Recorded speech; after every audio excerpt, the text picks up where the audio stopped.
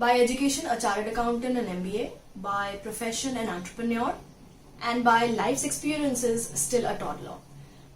So in this video today, I wanted to share what according to me are the 5 biggest lessons that life has taught me. And trust me, all this is coming directly from my experience, and what I'm going to tell you in the next few minutes is like a synopsis of my last 20 years or probably more. Lesson number 1. Your biggest enemy is comfort zone. I mean, it's like this. If you go to a gym and you're working out and you come out of the gym and you're like, hunky dory, oh nice, I had a nice time.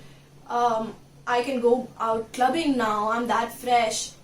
If your muscles don't ache, if you're not like dead, oh God, what just happened for the past 1 hour of my life, you've not done it right. I think it's similar with life. The biggest propeller towards success is that fire in that belly. If you don't have that fire in that belly, trust me, mediocrity will always attract you and keep it with you. It's like this when you're falling from the sky in a parachute and that parachute is not working. Trust me, फट जाती है life में. और जब फटती है ना, that is when the true potential comes out.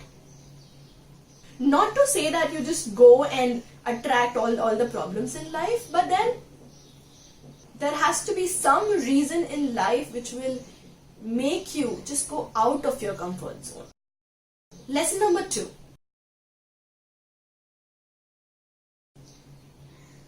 Any and every knowledge in this world is useful.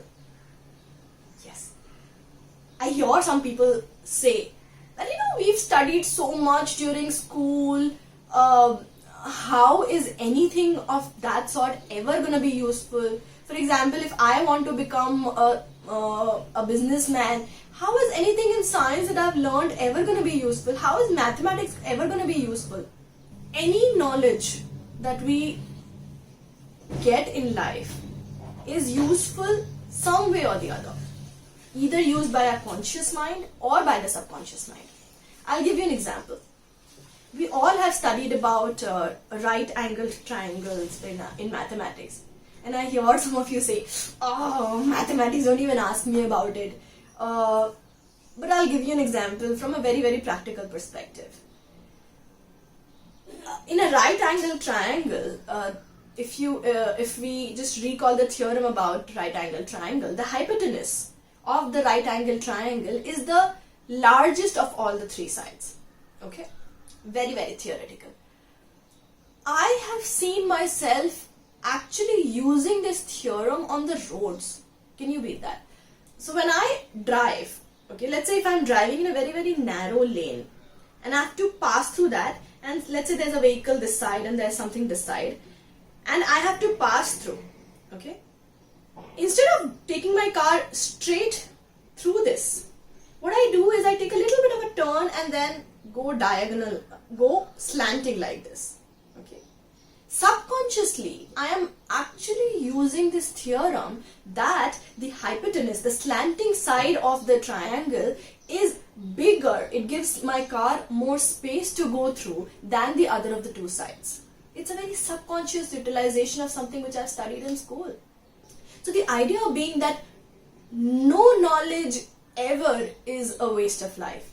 We should live our lives like a sponge, where we are like sponging in every little thing that we can learn from. Lesson number 3.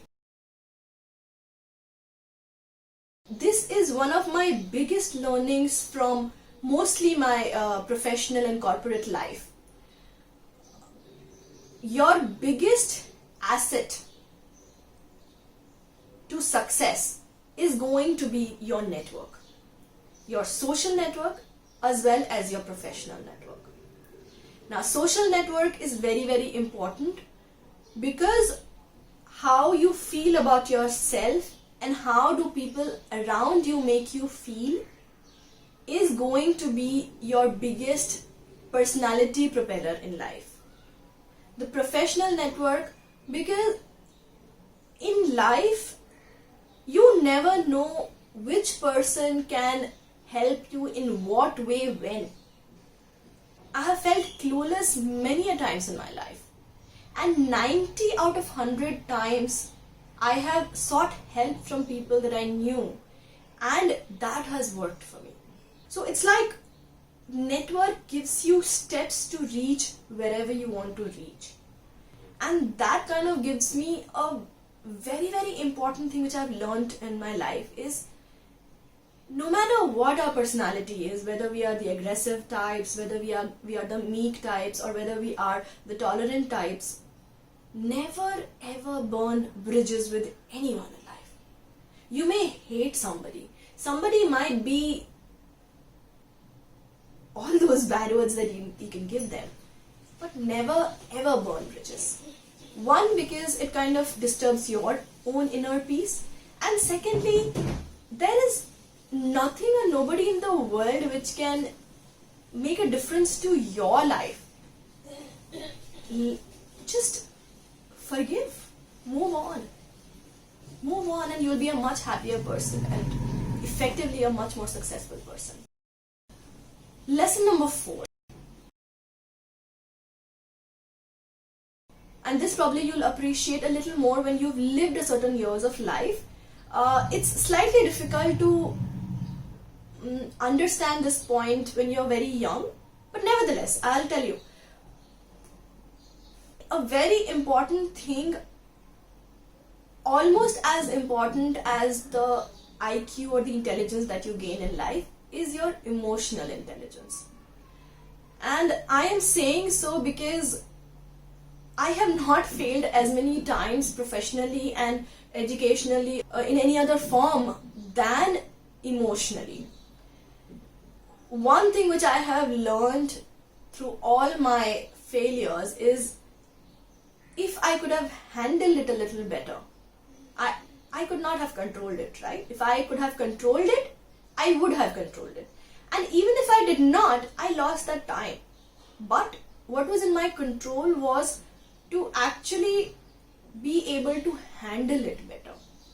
And there are two very, very effective ways of handling emotional distraught.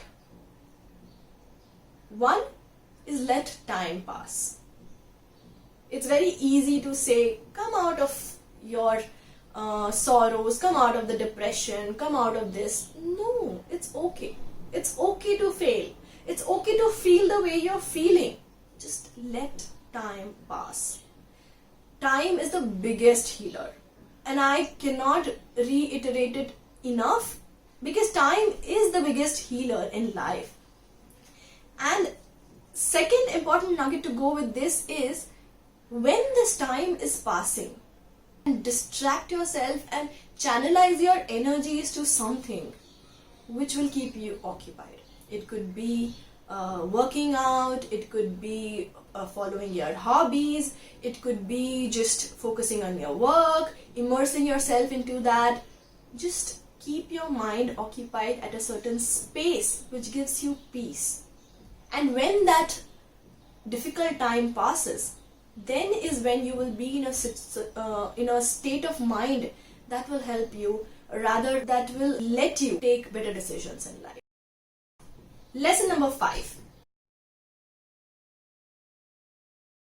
And this is probably the thing which I personally feel has brought me to where I am today. Be proactive. There is nothing in the world that can replace being proactive. Neither intelligence, nor any kind of support and help, nor any kind of education. Nothing can replace this. And that passion and that proactiveness will help you achieve just anything and whatever that you want to achieve in life. I'll give you an example. So let's say you go to a theater and you watch a very, very inspirational movie and you come out of the theater saying that, oh God, I want to change the world. Look at what happened. And at that time, the kind of feelings that you're going through are very, very strong. Now, let 2 days pass, let 1 week pass. That whole feeling is going to go away. If you take even one small action immediately after watching that movie, or while you're going through that extreme emotions within, trust me, that action can bring about a revolution in your life. Now, for example, after watching this video, if you feel even a little inkling of there is something that I'm gaining out of this, there is something that I can really act upon, do that now. Because after one day, trust me, all of it is gone. It's like boiling water. Boiling water has that effect. If you reach that 100 degrees Celsius, that is when steam comes out of it. That is when water vapor comes out. Nothing happens before that. And if it stops boiling, there's only a certain period of time that that water has that kinetic energy. Now, if that kinetic energy goes away, then it's gone. It's gone. You know, that whole momentum is gone. So always use the momentum to your advantage, to the best of your ability. Now, I'll just give you a quick example of one of my points earlier. I am a commerce background person, absolutely no science background, and I just use the concept of kinetic energy to just communicate a certain thing. Now, that was my subconscious mind. That was how my subconscious mind was using certain knowledge which I would have probably learned in my 8th standard or 9th standard over here. Just a live example of my point. So I hope that there was something in this video that could probably strike a chord with your heart or your brain, and if anything of this is useful to you, I will be more than happy that I made this video. Please put in your comments, let me know what you think. If there are any specific things that you want me to tell you about, share my experiences, my learnings, or my suggestions to you, please reach out to me. I will be more than happy to do that. So guys, just one life, live it well.